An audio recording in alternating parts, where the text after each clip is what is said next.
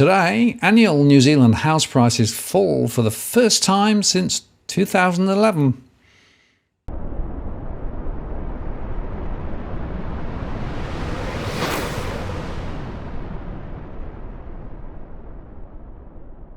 Hi again, it's Martin North from Digital Finance Analytics. Well, notice post covering finance and property news with a distinctively Australian and New Zealand perspective.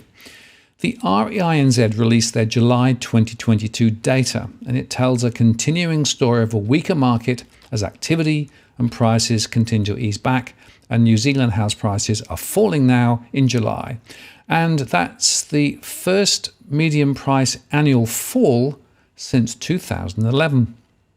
The season-adjusted median nationwide house value in July fell 2.8% compared with the previous month and was down 1.6% year over year, according to the REINZ. The unadjusted median house price was down 1.8% on the year.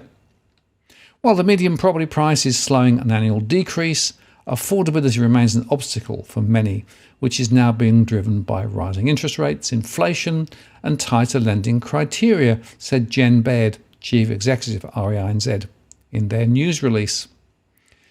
House prices in New Zealand jumped more than 40% in the 2 years to November 2021. However, a combination of tighter credit, more housing, and rising mortgage rates is now weighing on prices.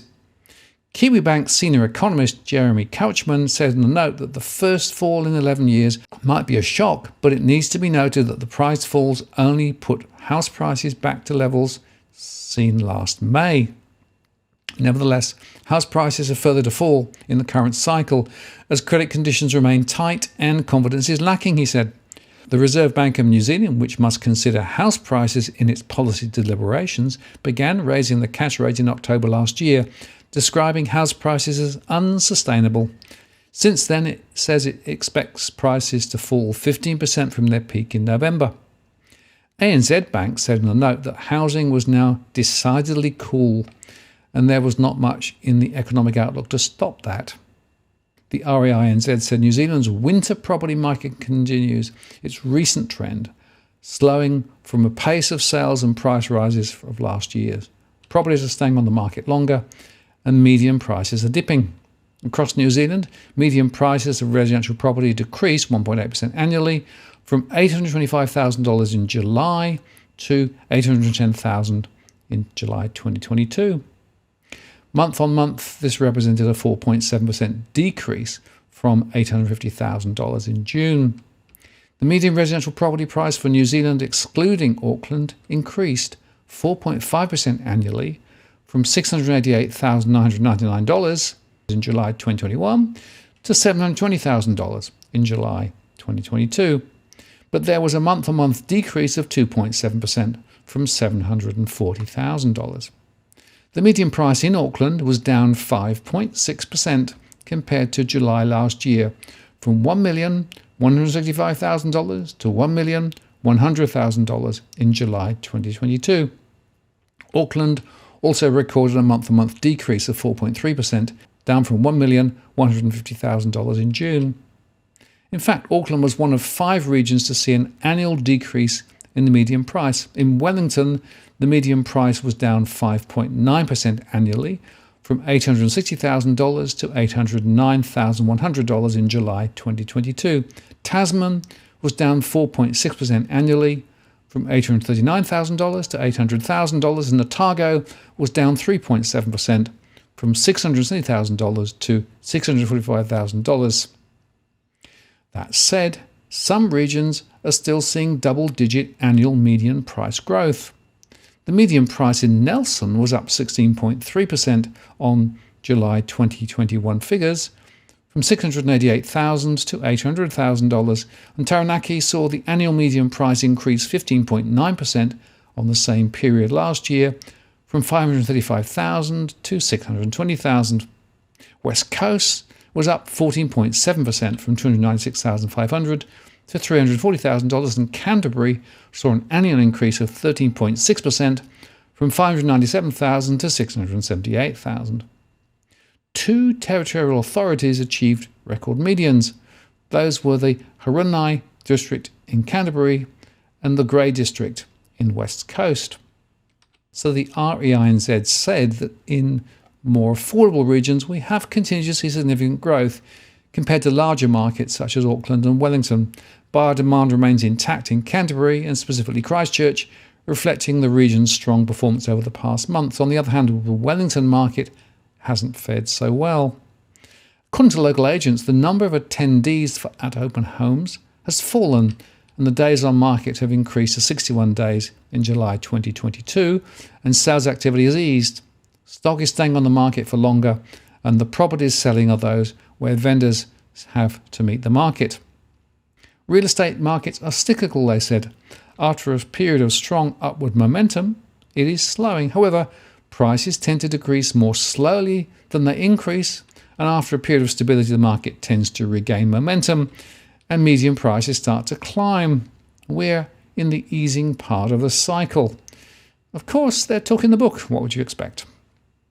Across New Zealand, the number of residential property sales decreased annually by 36.7%, from 7,391 in July 2021 to 4,678 in July 2022. Month on month, that was a decrease of 4%. Moving from June to July, the seasonally adjusted figures showed a decrease of 3.5%, showing a weaker than expected July month. The sales count for New Zealand, excluding Auckland, decreased 29.5% annually, and there was a 2.2% increase compared to June 2022.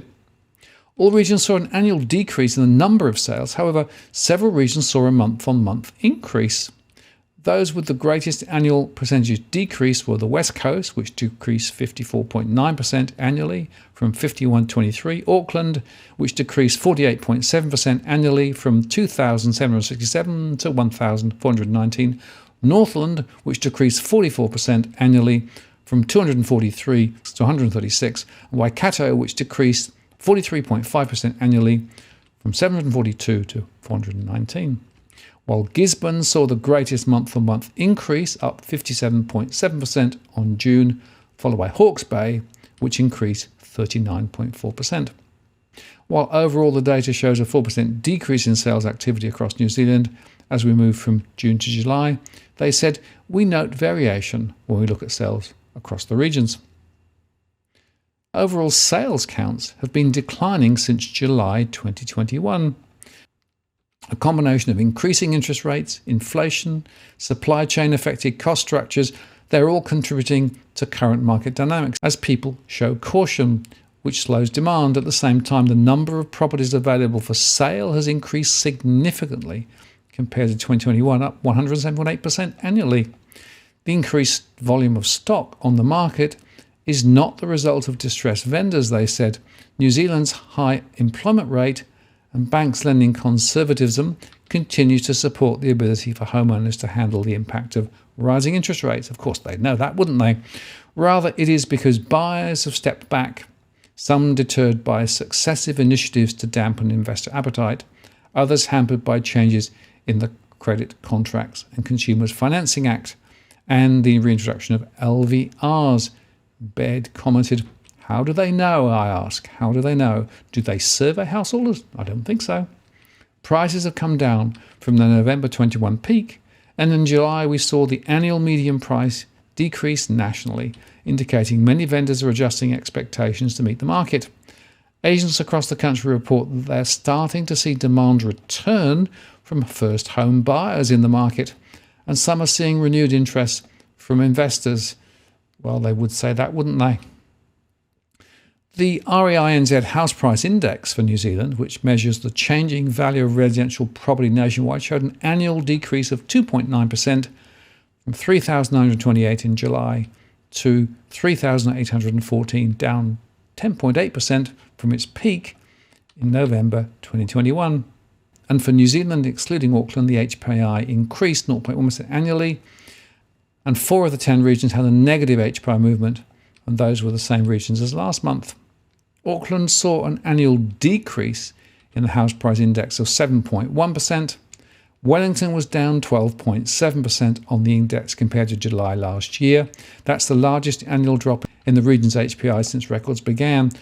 Wellington has now ranked bottom 2 of all regions on the HPI for 9 consecutive months. Northland and Canterbury ranked top 2 on the HPI for annual value movements. Northland topped the index up 10.4% compared to last year, and Canterbury recorded an annual increase of 8.8%. That's second on the index after ranking first for 8 consecutive months.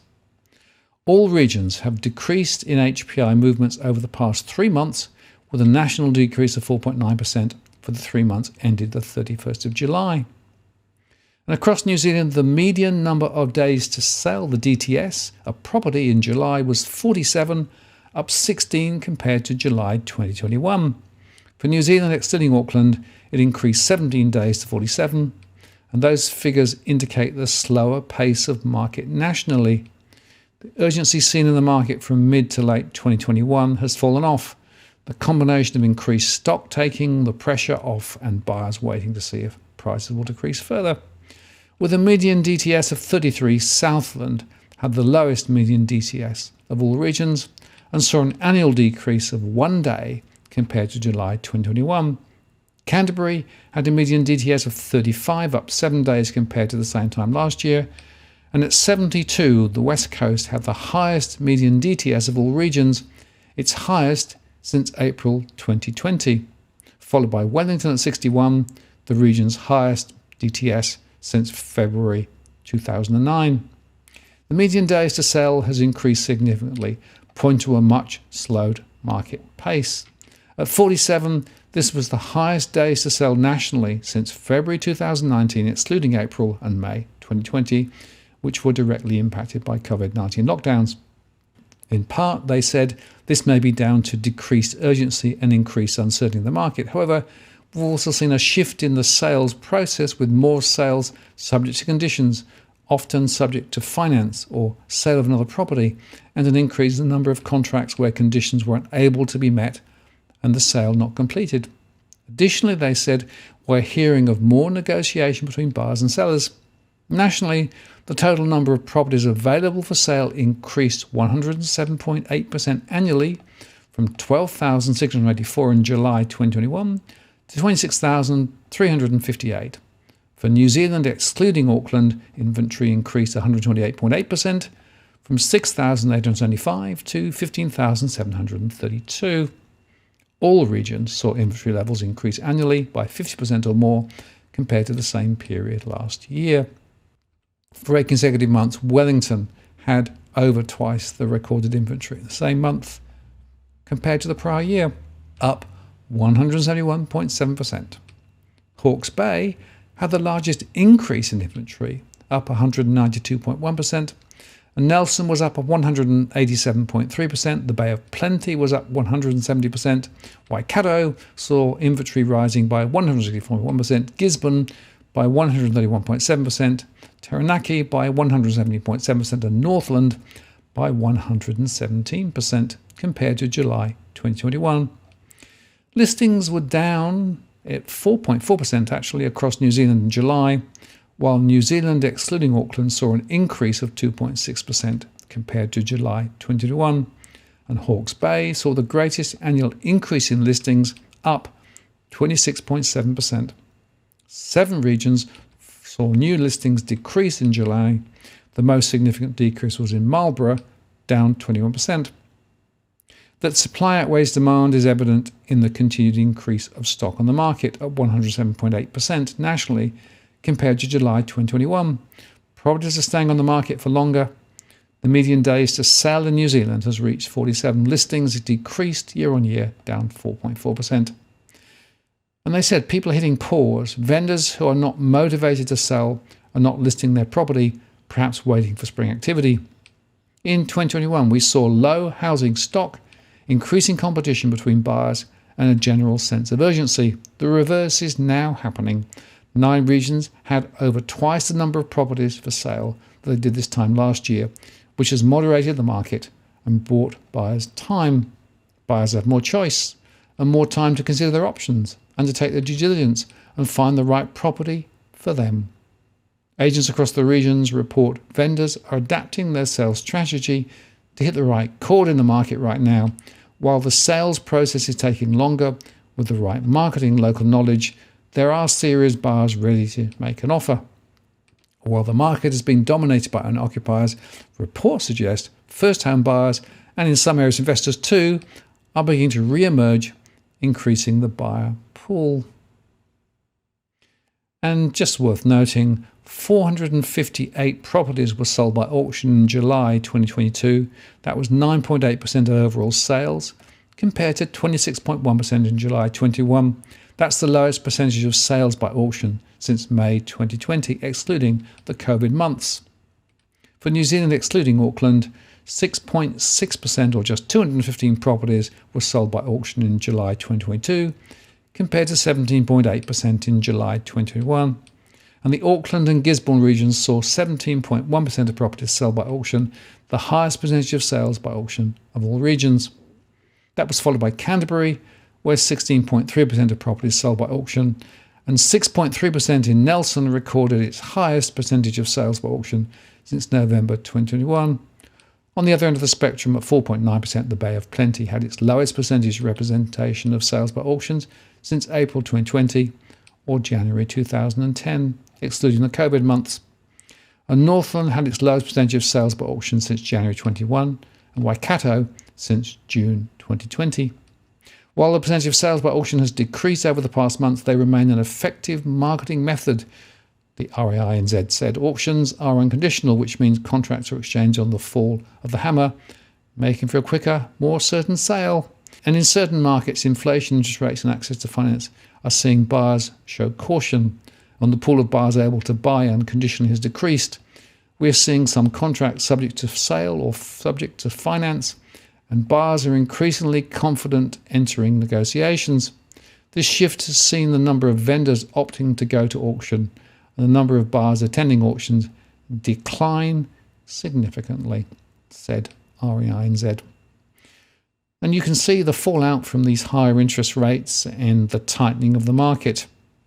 And of course, the real estate sector are talking it all up and arguing that everything is going to be fine, and buyers are still looking and buying at the right point.